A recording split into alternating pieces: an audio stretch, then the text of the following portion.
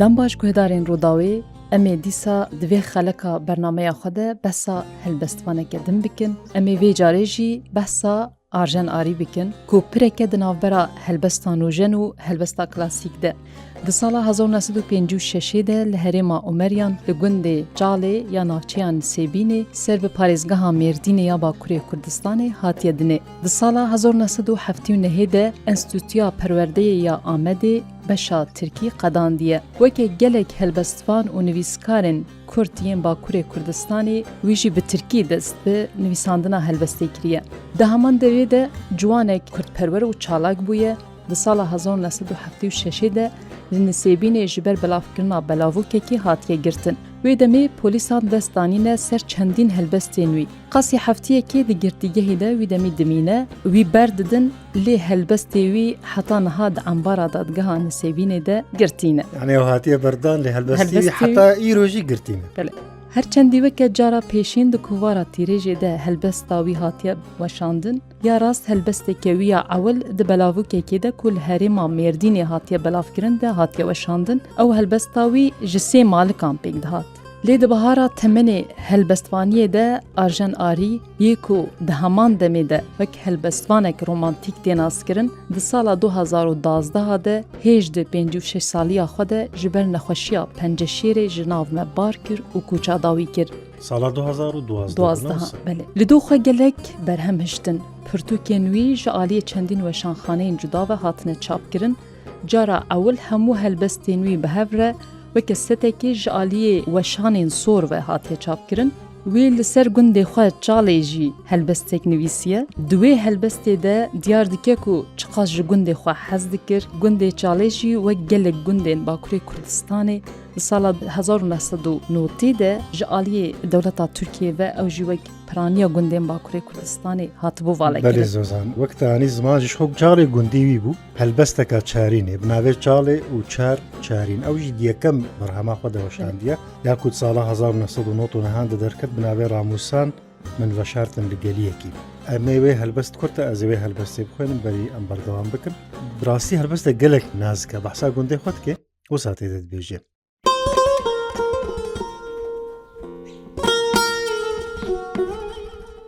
چال دبیجن چاله بو خال دبیجن لوی بو نیزی سره کانیه بو چاله چاله گنده من لیمان تر بو رزه من جوته من کزاخا من قصراس لیمان لوی بو ظلم دبیجن لیلی بو پرو باسکه مجه بو گند نما والا نبو چاله جوالاته من گاوا بی وگرم لتا تیر دخم تریتا دوزا من ولاتکا افدر ولاتي كيبو بله هروها هلبستاویا چاله هنرمند یونس دشکایجی کریستران و آواز جیردانیه و کریستران و گوتیه یک جه برهمویه هری بناو دنگ و شاه اثرین ویه جی هلبستاویا شیرگلیه راستی هلبسته گلک بهیز و گاوا مروف لیدنیره هلبسته کی گلک جوان هلبسته کی بهیز بحثا قهرمانیین کردا بحثا پشتر امی وین سروی هلبسته جی وکناتا گوچ امی بحثا ناوروکاوی جی بکن بگشتی لیبریوی گلوت کارش مرا ام بیجن بلا گهدارین مین هیجا بزانن بری ام بهتر در باسی ناوروکا هلبسته آرژانه هیجا ببن رحمتی ام هنکی ام برهمی ویجی به گهدارین خوین هیجا بدن زانیم بله برهموی یکی سالا 1999 ده راموسان من وشارتن لگلیه که وشانین آوستا بلافکریه پرتوکا هلبستا بویه 2002 افچیا روسپینه او جی پرتوکا هلبستایه جالی وشانین آوستا به هاتیه بلافکرن 2003 ده دستانا کاوا او جی پرتوکه که هلبستانه جی وشانین الما هاتیه بلافکرن 2006 اروتیکا او جی پرتوکه که هلبستانه وشانین لیس بلافکرنه 2008 باکوری هلبسته انتولوژیا هلبستا باکور وشانین یکیتیان نویسکارین کرد لدهوکی بلافکرنه لسر انتولوژیا هلبستی یه لباکوری کردستانه 2008 شیرگله او جی پرتوکه که هلبستایه وشانین آوستا بلافکریه هر وها 2009 چل چارین وشاره انستوتویا کوردیا آمده او جی پرتوکێکی هەلبەستە وان بەلاف کریە 2010 بهوکا لپشت سینور او جی چیروکه او نه هلبسته بێجارێ نە هەلبەست بوو زۆزان یعنی نەتەنێ هەلبەستوان بوو چیروک جی نویسینە ئانتۆلۆژیا هەلبەستی نویسیان لێکۆلین کردنە 2011 جی پاییزا پەیوێ او جی پرتوکا هەلبەستایە ji weşanên belkî li Amedê hatiye çapkirin belê gelek berhemê wê dî jî hene 2011 payîza peyvê ew jî pirtûkekî helbestaye weşanên belkî li Amedê belav kiriye 2011 destana Kawa û Eshê Dihaq ew jî li Stenbolê ji aliyê weşanên evrensel basın ve hatiye belav kirin gelek berhemê wîyên din jî hene heta 2013 jî 4-5 berhemê wîyên din jî ji aliyê weşanên evrenselê ve İstanbulê û li Amedê jî ji aliyê weşanên ronahî ve hatine belav kirin. Belê zozan birastî em bêjin temenê wî rehmetiya Arjen tewt 56 salî koça dawîn kir lê belê ew qas helbest afirandin birastî li pey xweştin. Her wiha tiştê balam kişand yani Arjen yek ciwan kesan bû ku bi zimanê Tirkî dest pê kir. Lêberê vegeriya ser zimanê dayîkê ew jî tiştekî gelek pîroz bû dema xwe de kir. زۆسان ئەم دikarin beriyem hinek helbestên wî jî bixwin hinekî behsa cîhana helbestvanî ya Arjen Arî bikin. Birastî Arjen yek ji kesên em bêjin sembolên modernîzm ya nûjenî di helbesta Bakurê Kurdistanê bi taybetî de tê hesibandin û her wiha ji xwendina min ji wî re ji berhemên wî re guhdarîkirina min li dengî wî başa ku dengî wî heye hatiye qeydkirin belê. خودی شێوازەکە تایبەتە یعنی چاوە خودی شێوازەکە تایبەتە شخوا بە باوەریا من هەر هەلبەستوانێک دەوێ ئەم بێژن دۆژی مە بەحس کرد یعنی مرۆڤ باندۆر دەبێ هەر باندۆری هەیە لێ ڕەنگی خۆ دەبێ هەر هەبێ بێگومان مەبەستا من ئەو بوو دەوێت تێ دەوێ ڕەنگێتە ڕەنگێتە تەنێبێ دەوێ بهێناتە بهێناتە تەنێبێ دەوێت گوت بکاری نەشبی کەسی ئەرێ مرۆڤ دخوینێ سوودێ وەردەگرێ فێر دەبێ هیچ کەسێن وەک مەلای زیری و ئەحمەدی خانی لێ مرۆڤ دەوێ شۆپ و ڕێیەکە خۆیان تایبەت بە ئافرینە ئاژان کاری بوو سا بکە مەزناهیە هەلبەستفانژی دوێ دەیە ژخوا نەمەوەستا یعنی مەزناهیە هەلبەستفان دوێ دەیەک و بخۆژی تشتێکی لوا تشتێک و هەیە زێدە بکێ بوی ئاوای ڕەنگێکی دنجی ئەڤژی هەیە ji dervê yên ku hene yê hene ji xwe bi qîmetin û bi rometin û bedewin ev jî heye ev jî dikarê tiştekê din li vê bedewiyê zêde bike yani Arjen demê mirov dixwîne مرۆڤ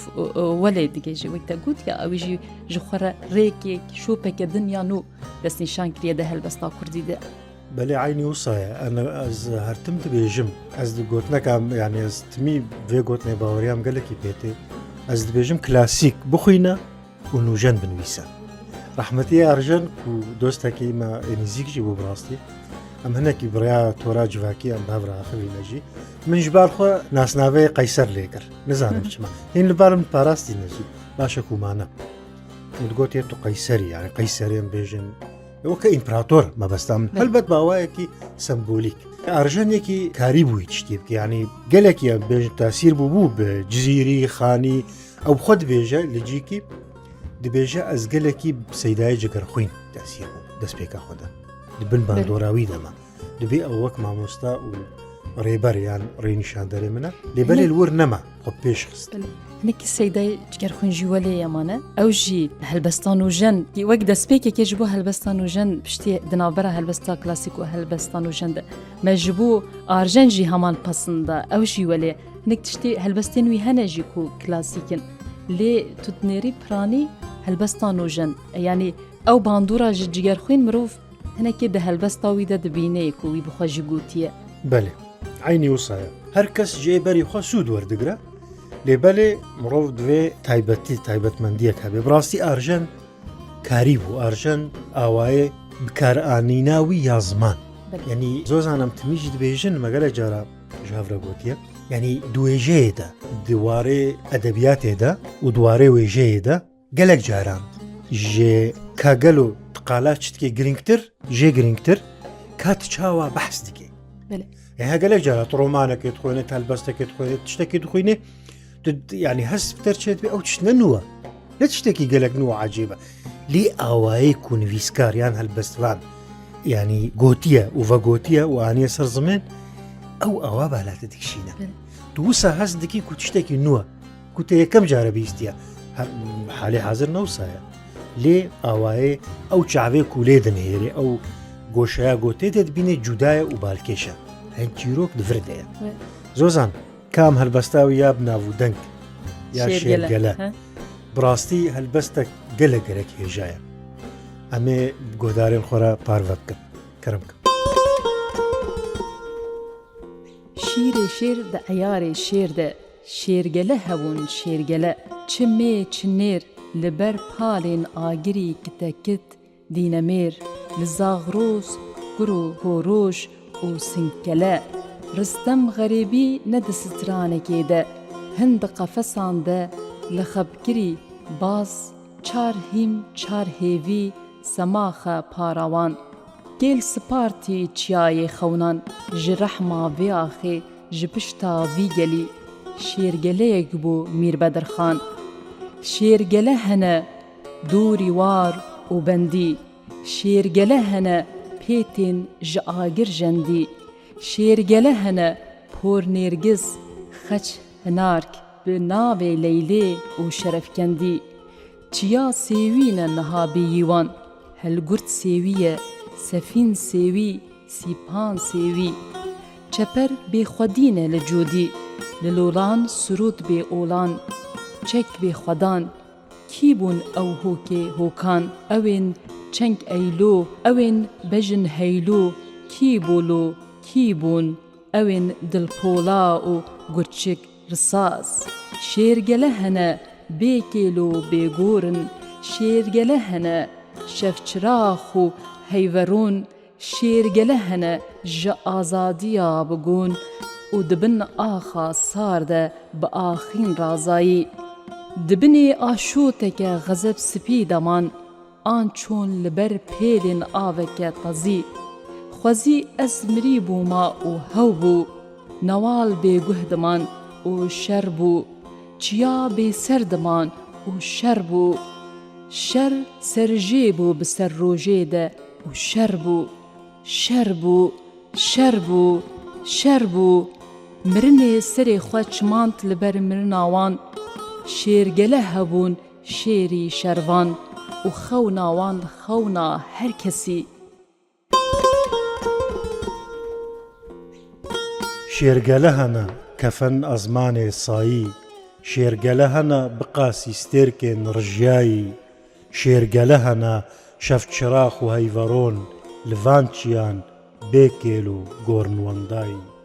هێوی بوون کتەکت کتە کت خۆزی باوەری بوون باوەری دلدارێ چیان دل دۆژەه پێچەک ئاگر لاندک ئاگردان ژیان ئاسکەکە پۆڕعەور بوو سیروان چەفی سۆر سمبێل قەیتان بووکە ئاگری بوو دەستکردیە ئازاد مەدیا ئەسمەر ئەسمەر شار کەسرەوان کێ ببێژم کێش بیر بکەم هەر ناو چیایەکی ئاسێ هەر ناو داستانەکە دێرین هەر ناو دیرۆکەکە وەخت بڕ من ناوێک لە کوڕێ خۆ کرد ڕزۆ کالۆ بەرزەنجی من ناوێک لە کوڕێ خۆ کرد قادی سمکۆ بارزانی من ناوێک لە کوڕێ خۆ کرد مەزلوم گابار منزر من ناوێک لە کوڕێ خۆ کرد یەک مر سەدی تۆل هەلانی شێرگەلە هەبوون کۆچەک کۆچگیری شێرگەلە هەبوون لە هەمبێزە ئاگری شێرگەلە هەبوون بناو ئەحسان نووری شیمال بشیمال بارزان بخەبوون چ جوانە شێرگەلە هەر گوتنا شێرگەلە بخوا چ قاس بەدەوە کو پەسنێ قەحرەمانی و شەڕێن کوردستانê û êşê Kurda tu bikarbî bi wê peyvê pesend bidî. Kurd ji nav şer derneketin. Dîroka wa pire li şer, pire li êş, pire li azar. Mirov divê helbestê de diçê wir. Ew te dibê wa behsa wa êşe hemû wa digihînê te, wê keserê digihînê te. Wê êşa ku şer bi me dayî jiyan kirin, bi zarokên me dayî jiyan kirin, malwêraniya ku bi serê me anî şer. Divê helbestê de gelek جوان بحث عيني وسا يا زوزان عيني وسا والجهنة ديشي أو راموسان من البشارة القليكي دوردة جديسة دهن جيادة بحثا شردكي شەڕ وەک ناڤەندا ژیانامە بڕاستی بێتارەکە پرمەزنە شەڕ خۆت گۆکا خۆدا دەستلێ خۆدا شەڕ ناو تشتە مرۆڤ و پێ خۆسەر بلند بکێ ینی مرۆڤ جارنا مڵەت ئەو دکەونێ دەژ نەچاری بێ لێنەوەکە خۆ پێ سەر بلندکێ و شەڕ و شەڕ یعنی وەکتە گوتی شێرگەلە ژ پەیوێ هەما تەنێ خۆیاتکێ چقە پەیوە گران و تێرواتە خۆشە بڕاستی پەیوە گەلێک بالکێشە شەڕژی شەڕ یعنی شەڕ ئەم بێژین شەڕ ینی خراپی یعنی نەباشی حتى بعربي الشر يعني خرابية ما خوازایەک ئەو قاز بەدەو هەیە چما مرۆڤ شەڕی هەر بکەن چما خراپ بکەن چما بەهەورە لە ناو vê cîhana ئەو قاز مەزندا جێمە تەوا هەیە چما ئینسان هەف بکوژن چما شەر بکەن چما زاروکا ji zarokatiya wa qut bikin arjen jiyek ji waye belkî ji wê ye vê êşê ew qaz behsa şer bi ew kiriye bi keser behs kiriye ji ber yek ji wa kesayek ku lîstikên wê zarokatî jî hatine dizîn ji gundê xwe qut bûye ji warê xwe qut bûye koçber bûye malwêranî jiyan kiriye aynî wisa tiştekî zehmet e ku zarokek ji cihê ku lê tê dinyayê û mezin dibe ji wê axîr qut bibe ji we hevalê xwe qut bibe ji wa gundî temamî hatibû valaktir zozan aynî wisa çawa di berî demekê min tiştekî gelek balkêştî tawanek kuştinek çêbû bû li welatekî bû yani deryal wira bû behar ew tawan jî yekî din kuştin wisa ez pê fikirîm li pişt wî derya derya çiqa mezin e yani ne dawî û ne serî û yani got piçekî telpişt xwe binihêrta ey ku jero belkî te wisa nekelba bes mesela teng bûnê çê Kurd dibêjin gotineka Kurdaya xweş heye dibe cî yan cih bi dilan teng dibe cana tvala xwe diyê di edebiyata mesîhî de wek mînak dibe wala İsa yan Mesîh parçeyek nan xwarin nan da 10,000 kesa erê mirov carna belkî bi ev çi parçek nan bo 10,000 belê parçek nan godlêta firabê dikê 10,000 lê godlêta teng bê 1000 parça nan û 1000 tiştî hebin tê nikarî bi yek tiştê biçûk jî bidê însanekî dinyên wek xwe yê wek xwe bêje şer bi rastî arjena arî yek ji tiştên ku bûwa têşiya şer bû û ew xwe jî zozan di rastî hewldaneka kuştinê hat di salên tarî yên not û do dema apê Musa jî belê duan sala da belkî tu baştirî zanî bê hatin kuştin dibê ew failî mecûl û tiştê wisa bi dihê roşenbîr û nivîskar arjen bi zorê ji mirinê filtî û yekser birin nexweşxaneyê li Amedê ew xwe jî behs dike behsa vê bûye rê û her wiha kê helbest jî em ê piştira gerdema me hebe em hinekî ji wê jî bixwînin ew bixwe jî behsa van bûyera û jiyana xwe dike helbestek wê hebû keyfa min jêra hat çi bû xweşike kîjan helbest li ser koçerê demê ku min ew helbest diyara weke mesela evînî jî li bawî gelek gur bû erê hem evînî têde heye hem behsa koçeriyê li zozana û xwezaya zozana cihên ku koçer lê dijîn ciwanên wir keçên wir çi karî dikin yani behsa jiyana koçerî û bedewiyên wê û behsa ew ê jî wekî ku ji stranekî dengbêjiya koçerê jî bandûr bibe û ev nivîsî yani hinekî ji min re welêat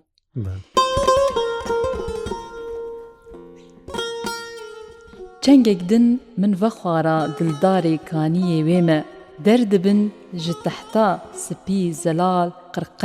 qirqeşaya ava kaniyê welatê min ku asik diçêrin kerî ref ref kewtêne serwan û şivan li bilorê dixe bêrîvanî tên gerengvanî westiyayî xwe berdidin dorawan te pûngdiye nedîbe te bihîstiye ya navê kevzê keçikekê çizmak daye hev ya din ji tolikê tê xortekî pişt daye tehtê evîndar qîr dike koçerê bi te re koçer bûma bi te re têr bûma birçî bûma girtî bûma kuştî bûma li van axan koçerê lê bela ne penaber bûma behsa koçeriyê lê di heman demê de yani wek ku strana koçerê bandûr bibe lê di heman demê de tu dinêrî behsa keçikên ku ji tolikê tên ji giyayên ku têne xwarin li çolê berhev dikin بحثا چند یه دکی یان شوانه کدرونه بخلا خود ده زناره کی و بلورا خالد خیل زوزانا لکوچری مروف دوی هلبستی ده وی هستی وان بدویان دبینه هلبستی کی خوشه تدبی وی هوایی وان زوزانا عيني وصاير زوزانا وبخوا رحمتي أرجن بخوا لهجلك جا قال بحث يعني تجربة خدك أزمونا خويا هالبستواني إجبوان بهتر جي وقوتي أم بسر جهانا ويا هالبستواني بن أو خد بيجي الجيكي دبي پر بزحمتي أز بسر شيوازة أرجن آريفة بو أو بخوا بحثا خدك يعني أو بخوا صاد بيجي جبر براسين ها ماجي بري بيسكا كما قال كرنوسا يعني أو ديتنا شيوازي أواتو خوبي دنگي خويا تايبت بيدرخي وببليني وقالك زحمته الجيكي او بخود بيجي پر بزحمتي از بسر شوازه ارجان آريفا بو مروف هست که کسکی دی گوتری لي قريايه يعني بله دبي جيجي بله بردوامتك دبي من قالك تشجرباندن يعني بيجن قالك اواين فيسي كلاسيك چارين قافيه دار نوجن وصل از بقالك ريان دا تشوم حياه از بسر يعني قالك ريت جرباندن حتى جيش تسر شوازه ياكو امنها وي بيناستكن از لخوم كرورم من زيدا جرينجي ندا ايماجي يعني بيجن ايماج يعني وينها هالبستي او واكو وك اندامك يعني وك بشكي بارچيك هالبستيا بزيدا جه ندا يعني شوازاوي وصايب از نكتم دو بيفين كو قط بكار نهاتب يعني بيفين كو قط بكار نهاتب ندا دو وقتا بين جوتن ببرقن بكنكو بلدي ودن دمجي خوندواناندا من قط جه ندا فيكي من خواست هلبستين من صادقة او جلك جرنجا جبر هلبستفانك وهاول بدي هلبستين وي صادبن بنيرينا من تخازي هلبستي بيجيجن هر كسي بل بيجيجن زاروكي كي دايكي كي كو خندوانكي بروفيسوركي جي بل از عين تخمين ديكم ما بستاوي او بي جبر ويجد بمن خواست هلبستين من صادبن هركبار وسفكبن بردوامتك خندواني خوا نئيشينا يعني هلبستا من خندواني خوا نئيشينا خوندوان هر بخوينه و هي بهتر لي صور ببا از چقاز گهام في ارمانجي از نزانم گرك خوندوان وينا بيجن وصاجد بيجي افوك بيجن اور ودانك للسر ستيلاويا هالبستي وارمانجي بلي ويبخوا وافجي لجهكي ديواناوي يعني برتوكاويا يا كمينتا ياكو صالة 1900 نوطونه 2000 دركت راموسان من وشارتن الجاليكي دور دهاتي بجيكر هلبستكوي هي لسر أفينية وكو كسكي مي بخاربي وبس أفينا خابكي سر خوش بوبي سر مست بوبي